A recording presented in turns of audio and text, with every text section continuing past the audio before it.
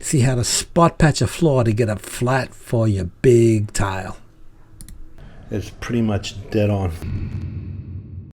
Okay, so I'm using a 12 by 24 inch tile on a diagonal on this kitchen floor. Because this floor wasn't too bad, there was only a few different areas that needed some leveling.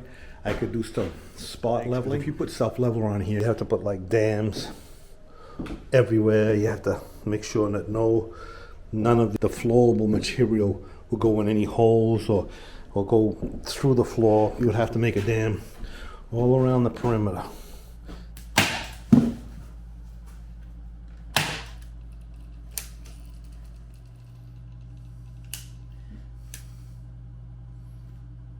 Seam, so you can see there. I don't know if you can see it. There's a spot right there. You can go right through the basement. So this spot patching like this solves that problem, because this is not a flowable material. You have to screed it down. Okay, so I'm just spreading some Echo Prim Grip.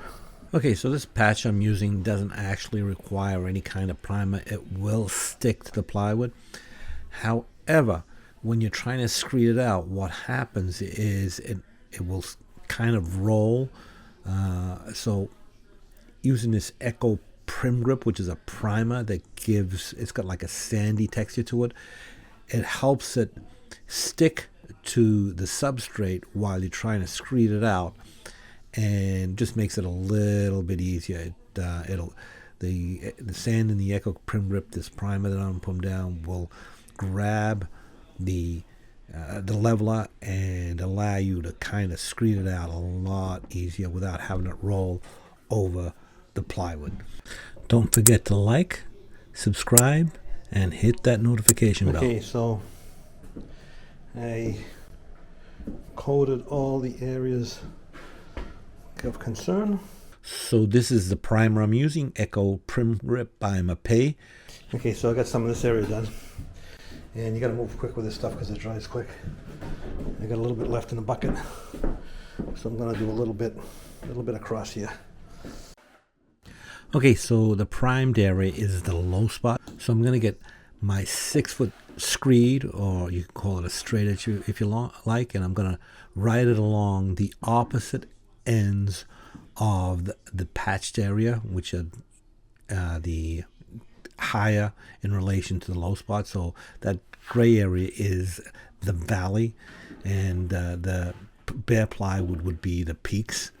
So I'm gonna just screed, I'm gonna get plenty of material on the floor, and then I'm just gonna screed across by moving my level back and forth so that I push out the material across the floor and filling that area in between. It's important to keep the area in front of the screed with plenty of material, so as you're drawing the screed across, you're actually leaving a full bed underneath that screed, so you don't have like dips and valleys. You're going to see that a little bit better in the next little section.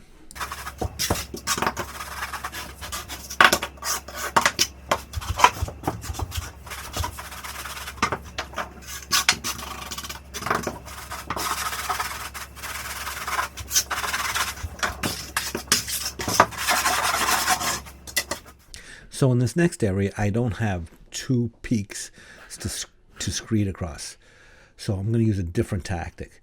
So the area on the back end where I am, where the bare plywood is, I am going to hold that section of the level of the screed flat to the plywood floor so that it lifts the other end near the hardwood to the correct height.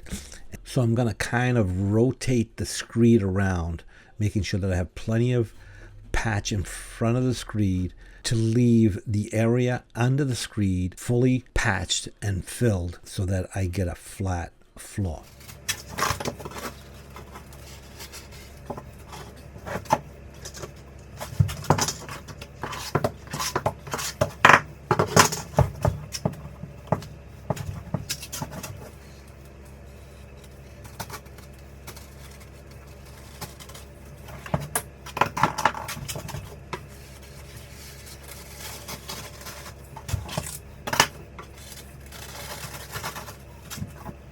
If I put my straight edge across this, it's now level and then flat.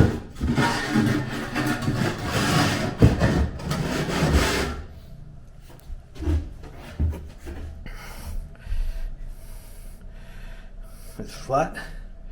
There's no dip in the floor there. Same over here.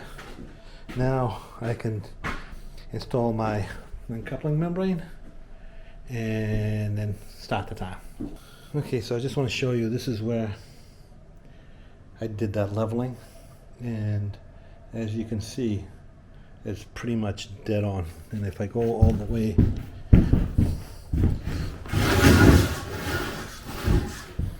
down there, I mean, it's pretty damn flat now. I got it just how I want it.